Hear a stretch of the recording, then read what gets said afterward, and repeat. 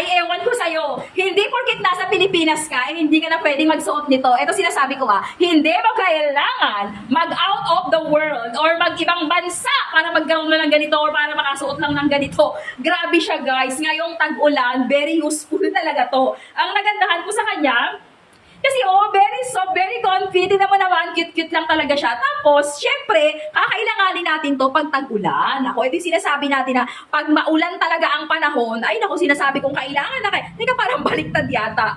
Ang gusto ko sa kanya, alam niyo kung bakit? Ngayong tag-ulan mga bebs, ito pala yung harapan. Ayan, naku, beb, eto discounted to ngayon, hindi mo kailangan out of the world para lang may ganito ka. Kahit nasa bahay ka lang o lalabas ka, bibili ka sa tindahan, beb, maganito ka, alam mo kung bakit? Maulan na. Kailangan mo to. Napakaganda lang kasi napaka-cute-cute niya lang. Diba? Ganyan lang yung mga atake niya, mga pangga ko pag gusto mo yung ganito. Eto, kung may mga anak kayong mga pumapasok sa school, pwede mo rin ipabaon sa kanya para may sombrero siya. May mga design, effect lang yan. Napaka-cute-cute lang talaga. Pag gusto mo ng ganito, syempre wag mong tinitipid yung sarili mo. Ayan lang, napakamura lang. Diyan ka na mag-check out sa mismong basket natin. Sobrang mura lang nito mga madam and sir ko, promise. Check mo na.